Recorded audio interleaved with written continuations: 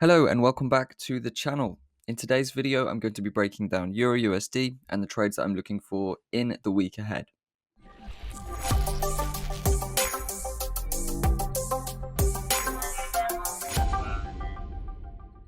Before we get into the video, I just wanted to let you know I have a free trading course, which is designed to show you why you're not winning and how you can turn your results around. It covers 13 different videos on risk management, technical analysis, and trading psychology, and you can get that right now. So head over to the link in the description at the end of this video, type in your email just here, and you will get instant access to my free trading course.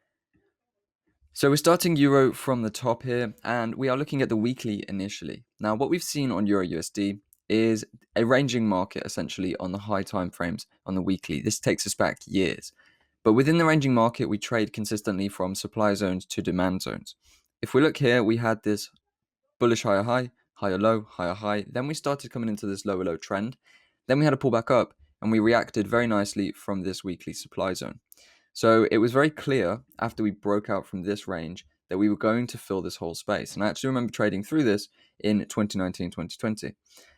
From there, we actually then sold off and the structure shifted to the downside. We had higher high, higher low, higher high, higher low. But then we shifted to a lower high, lower lows, and we've actually come and filled through all of this imbalanced price action. Now that we've approached this weekly zone, and showed some nice bullish reactions last week with this large bullish wick rejection, I would expect to see at least this space that we are currently trading through filled. So I'm going to be actually looking for buy trades on EURUSD with the right confirmations to bring price up towards this imbalanced area 1.1500, which is going to be, a very nice target for us to actually fill in some buys. So dropping to the daily time frame, we see pretty much the same thing. It's very difficult to actually find a zone in here, but what I did was refine the zones. So if we shift price all the way back to here, and then we drop it to the hourly time frame, we can actually find a nice refined zone in here, which is actually the final zone in the trend. Essentially, we have one small zone here, but this is the zone where we really started kicking off those higher highs and higher lows. So if we just get this parallel channel tool and mark it onto this kind of pin bar candle that we've got here, and then scale price all the way forward to where we are now, we will see that on the 1 hour time frame, also the 4 hour and any other time frames as well, has reacted very nicely from that final point of support within the demand zone. So after hitting this zone, seeing this massive bullish impulse shows me that the buyers are potentially now taking control. We've picked up all the demand from that weekly zone, and we are now ready to make a little bit of a bullish move to the upside. So now that we're here on the hourly time frame, if we actually just grab a arrow tool, we can start to mark on breaks of structure to indicate whether or not this is a strong movement. And as we can actually see, we've had multiple breaks of structure that have come through from the formation of this impulsive move. So let me just mark that off. This is obviously an impulse. We have a refined 1 hour demand zone within the weekly demand down there, which has formed this impulse and formed 1, 2, 3, 4 breaks of structure. We do also have light breaks of structure around this level and also this one as well. Okay, so we've seen a lot of structure get pushed through with this impulsive move that came in from that high interest demand zone. Because it came in from such a high interest demand zone, I'm actually interested in buying this pair with this hourly structure, even though if we look at the 4 hour real quick, or the 4 hour perspective, we are still essentially in a downtrend, right? We have lower low, lower high, lower low, lower high, lower low, and now we are looking at what could be a lower high. The low time frame, hourly and below, does completely conform with what I would like to see as a setup, and those higher time frame areas like that weekly and refined 1 hour demand zone that we retested give me the confidence I need to actually buy this pair without worrying too much about this kind of bearish 4 hour pattern. I think it's only a matter of time before the 4 hour time frame actually shifts as well with a nice bullish move to the upside.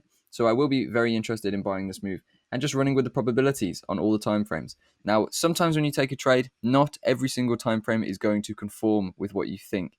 So you have to make sure you don't get clouded, and you have to roll with the probabilities. If the majority of the time frames are telling you one thing, but there's one other time frame which is telling you different, then roll with the probabilities, roll with the majorities. Keeping that in mind, I will be keeping an eye on this supply zone here. This is obviously a nice clear imbalanced supply zone, but if we do approach this level, it is possible that we'll reverse from there. So we definitely need to keep an eye on that area if we are going to be buying up, because this is obviously the point where we would form a lower high if we are going to continue this bearish trend. So basically what we could look to do is, if we do get the buys in, which we'll talk about in a moment, we could begin to take some profits at that level, or make sure that we're trailing stops very closely as well to make sure that we don't get wiped out of the whole movement just from a small reaction in the 4-hour supply. So where do I actually anticipate entries then? Well, we've seen this large impulse come into the market. We've seen it come out of this nice demand zone. We've had obviously break of structure there, break of structure there, multiple previous breaks of structure as well. All the structure points have given way. We are now open into this imbalance towards this zone with potentially a lot more room to move to the upside towards 1.14500 and then that 1.1500, 1.1600 area that we were talking about before as well. The euro does have a lot of room to move to the upside. If we can get a nice entry on, well, where would I be looking for the entry? I'll be looking at the zone that broke significant structure. So if we look at this impulsive move that we have and we mark out that candle area there, we can see that this is a nice little demand zone tucked in at the bottom of this large bullish move. So price accumulated, and then we had this final accumulation, which then broke through this structure point, first of all, and then continued on to push through all of these other structure points. So this is kind of a magnet price area.